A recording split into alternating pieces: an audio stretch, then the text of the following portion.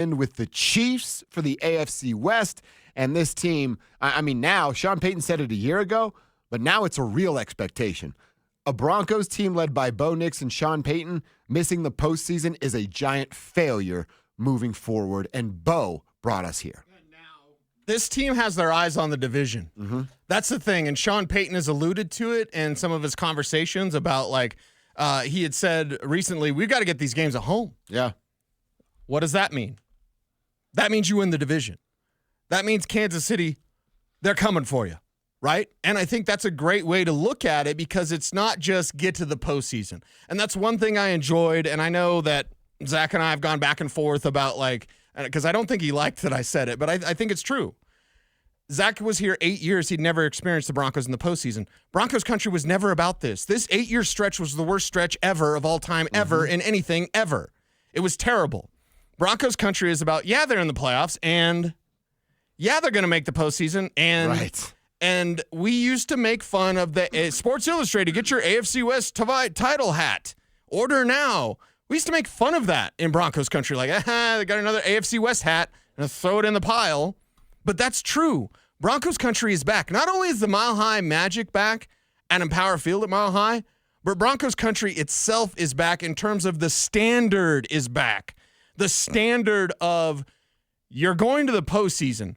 Now get some games at home because that home cooking with that Mile High Magic, you know what that equals? Inevitable. Mm-hmm. You can be undefeated. You can make a run. You can go to the Super Bowl, a true Super Bowl contender. They got there this year, and the Buffalo Bills proved they didn't belong. Yeah. The Broncos weren't good enough. They're not among the NFL's elite. The two losses they had this year that were above one score were Baltimore and Buffalo. You got to beat that type of team. The way you do it, win your division. Mm-hmm. Go beat Kansas City. Go beat up on the Chargers. Win your division. And then make a run in the postseason. And you know what? We mentioned this, man, probably about halfway through. Well, whenever the noise started to get louder about, well, look at who the Broncos are beating. And you and I never really considered that. They don't get to pick their schedule. Right. Guess what, Broncos country? They're playing a third-place schedule again next year because they finished third in their division. So it's not like they're going to get the top-tier teams in 2025 either. But what they did in 2025, or 2024, excuse me, is they went from being one of those teams that all the mediocre teams beat and the good teams embarrass to beating those bad teams. The Broncos went from an embarrassment of a sports franchise to being, I don't want to call it mediocre because that feels disrespectful. Right. But beating those teams that used to be bottom feeders, beating a team that they used to be. And if you want to call it mediocre, go ahead. I don't think a playoff team is mediocre. No, not at all. They elevated from bottom of the barrel NFL team to a freaking playoffs team. And I know they were the 7th seed and they were David versus Goliath going to Buffalo. Sure. But look at the step they took in Bo's rookie year. Bottom feeder to playoff team. Again, if you can't see the progress in that, you're blind or stubborn. Well, or you're motivated by your hate. Don't let your hate flow through you. Instead, look at it this way. How many times in Broncos past have we said, I can't believe they lost to that team? Yeah. You know, take the Panthers game or the Saints game or basically any NFC South team except Tampa. I can't believe they lost to the Panthers. How'd they let that happen? That used to be a thing of the past. Like, that was pretty common back then. And we can go through the schedule if you like. I'm sure Broncos fans out there, they remember a game like that. We're like, I can't believe they let that team beat them. That didn't happen this year. And that, my friend, is progress. Whether people want to admit that or not. And again, kind of like with the Bo haters, when I was done talking about it, I'm just done talking about these Broncos haters, and it's not because I'm a homer. It's because, like, you just don't know. You don't appreciate this game of football that is very, very complicated, and you just want to hate on they haven't played anybody. Oh, God. You know, they've made progress. They're beating the bad teams. They're a good, not great team. I think we can say that. They're a good, not great team. That's Buffalo's exactly great. what they are. Baltimore's great. Detroit is great. But Minnesota, not great. That's my problem is we can agree that they're a good and a not great team. I think that's a very fair statement. Yeah. But they've been a terrible team. So they went from terrible to good. The next step is from good to great. Yeah. I think I like where they're going and the direction that they are trending. They skipped mediocre. Exactly right. You said terrible to good because that's what happened. Yeah. And how do you feel today? I just mentioned Minnesota. If you're a Vikings fan, how do you won 14 games. You thought Sam Darnold was the snip, snap, snap. Yeah. What do you think now? How about the poor Vikings? You know, they've lost 4 games. they lost to the Lions, and the following week they lost to the Rams. And then now they lost to the Lions to not get the number 1 overall seed, and the following week they lose to the Rams. Yeah, okay. There you go. But how do you feel now? If you're that fan base, how do you feel? You're devastated. If you're Broncos country, you take a day. Gonna need a minute or two alone, boys. You take a day, and then you go, you know what? This is great because they're on the right track, and I know it. I've seen it. You can smell it. You know that scent is there that like, oh, what's that in the air? Mm-hmm. The standard has changed out of Broncos Park powered by a common spirit thanks to Sean Payton. You can feel it. You can feel it down in your plums. A nice bluish shoe. Hey, can I trade you Twinkie for my plums? No, those are my plums. It's my Broncos country. And Broncos country is back. So get a home game here, win the division. That's their target. And a target and a goal is everything you need in football and life. And Sean Payton's going to have that team motivated. They're going to add more. I said it earlier. I'll repeat it now because it's amazing. Just you wait for what this team adds around Bo Nix. Your head is going to spin. You said it yesterday, and I can't get it out of my head. It's fantasy football. The Broncos get to approach the NFL draft as if it's my fantasy football team when I need playmakers on the outside, a running back to give the ball to 20 times, and a tight end that's going to get work every single week in the middle of the field. That's exciting, man. How could you not be fired up for that? And we're not talking about getting the 15th quarterback to come and start for the Denver Broncos. Yeah, you're not talking about drafting a guard. No. You know what I mean? No disrespect to Mark Schlereth or Quinn Miners or whoever. No, dude, straight up guards, that's not fun to talk about. Right. But Mark's you know what's fun to talk but about? I don't want to talk about him playing football. You know what's fun to talk about? Running backs, tight ends, wide receivers. Yeah. That's what we get to talk about all offseason because they're going to add stud after stud after stud in the draft for Bo Nix. This is all for Bo.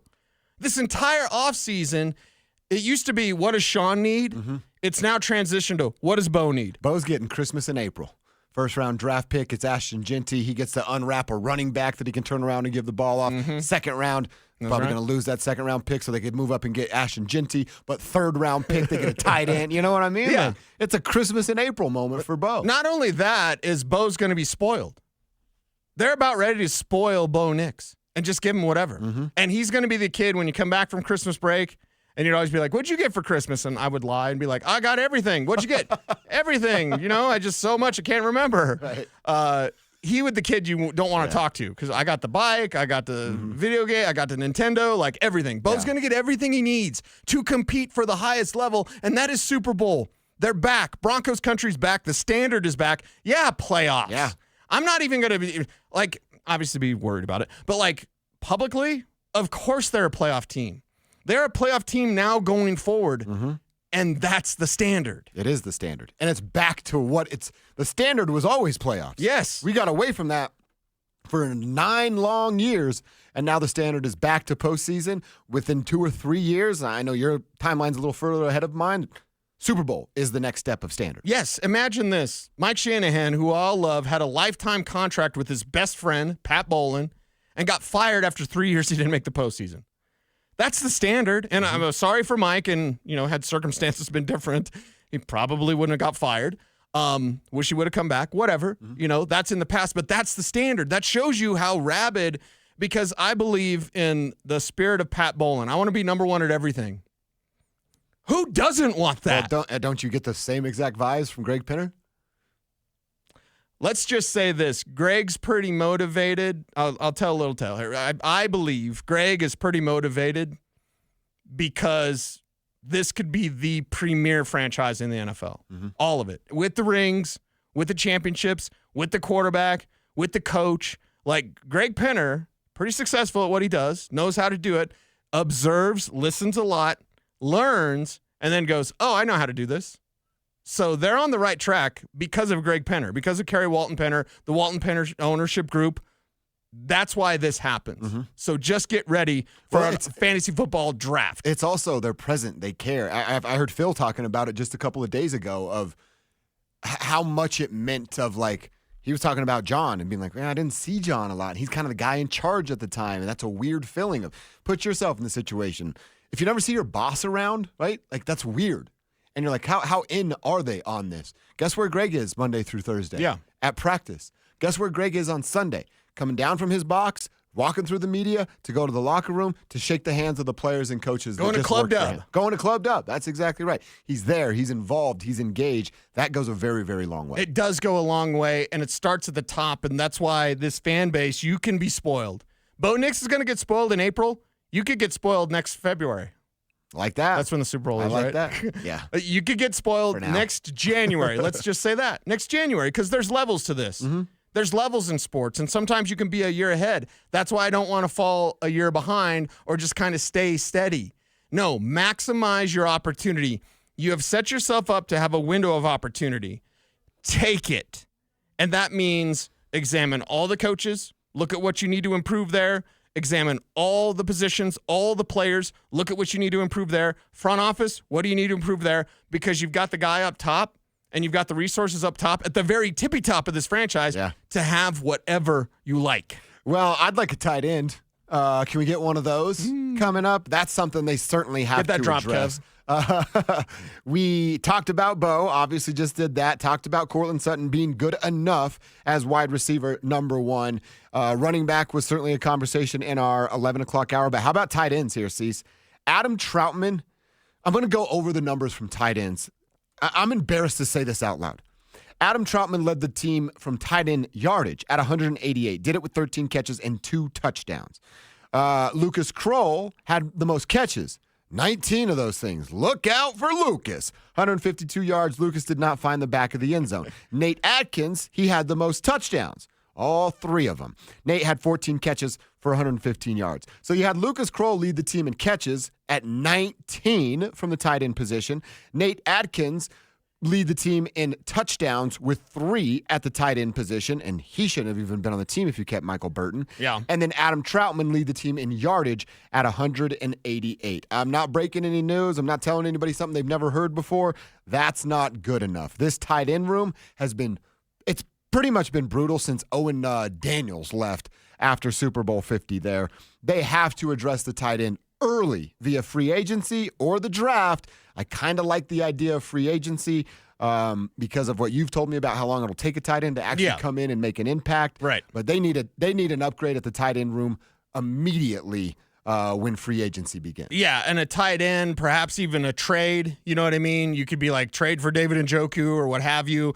And I've heard from people like, oh, David Njoku, yeah, because he's a blocker and a receiver. But I'm going to ask you, what do you like? You said you wanted a tight end. Okay. I'll leave that one alone. What do you want? Do you want an F or a Y? Basically, a Y is an all-purpose guy that blocks and receives. Or do you want the F? We Bowers is an F. Like, he's the ultimate F. And I like that. I'll go with that. Okay, then here's your conundrum. I just never thought we need a tight end to block. No, you don't. No, you don't. I've watched the Kansas City Chiefs win back-to-back Super Bowls. Yeah. Who blocks at their tight end position? Right. Travis Kelce kind of gets in your way. You said it right. He gets in his way as he's on his way to running his route. Well, let's be honest. Shannon Sharp, he got in your way. And he's even talked about that. That's no disrespect. That's Shannon Sharp saying about his own game. Like, I just kind of got in their way. There's nothing wrong with that. No, not at all. So here's the problem. And it's a problem maybe people will get offended, but what do I often say? Get offended as you like. Exactly. Your best receiving tight end isn't Tyler Warren. It's Harold Vannon, the kid from Bowling Green. Okay. Who will be at the Senior Bowl. I haven't even got to geek out with Spivak about him yet, because if we talk strictly receiver tight end, there's going to be a Bowers bump for Tyler Warren. I broke the news to everybody Monday show, I believe. It's like I'm hearing Warren above Genty for the first time. And it just got it started. My phone started buzzing off the hook once the Broncos lost. And everybody knew, like, hey, we're going to see you at the – of course you're going to see me at the Shrine Game. Of course you're going to see me at the Senior Bowl. That's what I do. Warren's going to get the bump, but the scouts that know, if you're looking for just a receiving tight end, how do you like 6'4", 4'5", 40, 230 pounds? How do you like that from a tight end that can fly down the middle of the field? Harold Fannin, Bowling Green. I was so excited when he accepted his Senior Bowl invite because that dude is a playmaker. Okay. So if you want a playmaker, and this is nothing against Tyler Warren, who's everybody's – people will watch the college bowl games, and they'll get kind of a flavor of the week type thing. Of course. Cam Scatterbo, right? Flavor of the week. Warren is much, much more than that, right? He's going to be a fantastic pro, tremendous pro, amazing pro. He is more, and I've heard the Jimmy Graham conversation, Dallas Clark conversation. Oh, I love that. So if you say like a Dallas Clark type of prospect, I would agree with that with Tyler Warren. Harold Fannin is a flashback more to your Julius Thomas, right? And again, I'll see him at the Senior Bowl, and we're going to see his receiving skill on display because that's the type of weapon that can attack the middle of the field. He's not going to block. He's not going to be, your premier blocker, but you've got Adam Don't ask Troutman him for to that. do that. Yeah, exactly. You got Adam Troutman for that. How much did Jimmy Graham block for Sean Payton? Zero. So the most Jimmy Graham-ish that you can get, and Warren's going to be great. Take nothing away. Don't at me, bro. Warren's going to be fantastic. Harold Fannin is the guy. If you want strictly, you said playmaker. I did. The best playmaking tight end in terms of pure receiving skill. Warren can do everything. But pure receiving skill, that's Fannin. What's his first name you said? Harold. Harold. Like that name. Somebody not 95 years old named Harold. That's cool to me. That's very cool. I'm serious. You run across those, right? Yeah, right. I mean, I have an old name, Cecil. Yeah, you It's do. Old English for blind, which I know everyone makes fun of, but I say love is blind. So my name is Love. Yeah. Right? I'm all about the love. Okay. Right? Yeah. Well, sometimes. Depending on what your take is about Bo Nix. Then when the Broncos lose, then I'm a little angry. Yeah, a little angry. You got to have a balance, right? Of course. Yeah. Of course. So if you want, and I've heard Colson Loveland. We had to talk about him talked from about Michigan. him in the show, yeah. Yeah, Colorado kid, right? Got Littleton ties. So, like, if you want the wide tight ends, the blockers, and the receivers, you're going to have plenty of options. I meant to ask you this earlier, and we just didn't get to it, but they did their future contracts yesterday. Yeah. I never pay a ton of attention to those, but I was looking for one name on there, and it wasn't. Donald Parham. Yeah. No future contract. That was just break in case of emergency type of situation because he came in the middle of the season after the I already forgot the guy's name with the long hair and Greg hamstrings. Dulcich? Greg Dulcich. Yeah. What an impact Greg made. But he came after that, right? And then we both said, I'd love to see him get an opportunity. Never really got the opportunity, and now he doesn't get the future contract. Yeah, and with Parham, it was always like, okay, can he get up to speed? He knew Joe Lombardi's offense or, at least responsibilities based on what he did with the Chargers. Huge prospect. I hurt my neck and my back, like interviewing him because he's Yeah, it was like 6'7" or something? Yeah, he's huge, absolutely huge. But if we go tight end, well, they did keep a tight end, the international player, Thomas Yasmin. Oh, okay. Yeah. So it's like, okay, is there something there more developing? I get some Yasmin questions once in a while. Not much there, I would say. And you're so raw when you're coming from Utah and you're like, oh, you're a rugby guy. Like, okay. So development, keep an eye on it. I'm not going to say he can't play, but you don't see enough. Yeah. Right? You don't see enough. But they did keep a developmental tight end there. And I am getting ready. Yes, I'm getting ready for the day that Lucas Kroll's cut because it's coming pretty soon. I agree with you. They're going to upgrade the tight end. You're going to keep Nate Atkins because he can do everything. You're going to keep Adam Troutman because Sean Payton loves him. and he can do what Sean Payton needs you to do. You're going to draft Fannin. If you get a Harold Fannin in the second round, now this depends on what he does at the Senior Bowl. Yeah. Because, again, he is a better receiver than Tyler Warren. Get as offended as you like. Because Warren is the guy. Everyone's like, get Tyler Warren, get Tyler Warren, get Tyler Warren. You're not going to get him if he goes in the top 10. And I'm being told right now he'll go in the top 10. Wow. Do you know who from the Broncos goes to the senior? Well, last year, George Payton did not go, which was very controversial, that, but Cody Rager did. Okay. And the nice thing about the Broncos, even though they have a smaller scouting staff, and I said this back at the Players All-Star Classic in Little Rock, Arkansas. Okay. I was there. Everyone else, and there was 3 media members there. What the Chad hell is Ryder. the Players All-Star Well, Classic. it only happened 1 year, and then they got rid of it. So it was me, Chad Ryder, and Westling. Not Chris Westling. Wes Bunting. Sorry, Wes Bunting, who's not in football anymore. 3 media members, half of the scouts. The Broncos had their full staff there. Do you know who was there? Who? Danny Trevathan. Oh, wow. Everyone else is playing grab ass, telling Dick Cheney jokes on the sidelines. The Broncos scouts are watching. And they're watching this kid from Kentucky, and they're going, wait a second, we had that. We've got that in Wesley Woodyard. We have that in Wesley Woodyard. That guy looks just like Wesley Woodyard because he did. Yeah. And they found Danny Trevathan. They scouted and found that linebacker who's the last great inside linebacker this team has had. That's something. So even though it might be a smaller contingent compared to other teams, they're not there to tell the jokes. Yeah. They're not there to run around and chase all them, whatever. Like they're not there to drink and party and have fun. And I'm telling you behind the scenes, like there's a lot of guys that get together because you don't see each other all year. And then you get together and you see each other all year and you go have some loudmouth soup and you share some stories, maybe share a little bit too much, and I'm taking the mental notes right. that's what you're going to do, huh? That's what you're going to do. Okay. And Cody Rager is just a personnel guy that works alongside. He's Sean's way to keep George in check. Is that a fair description of his job? That's not unfair. Cody's really smart. Okay. He's a GM in waiting. I feel about Cody the same way I felt about Adam Peters. And knowing Adam Peters or my buddy Ian Cunningham I talked about earlier, like when they're a road scout and you're like, because again, pulling behind the curtain, there's some road scouts that just don't give a crap. There's some road scouts that go, hey, what'd you have him graded? And I'm like, I'm some slappy in the media. Don't ask me what I had him graded. You're the scout. It's your full-time job. I know some scouts that have looked at magazines this is square biz, magazines. Wow. To look at their rank. Here's my rankings. Wait, that's Lindy's.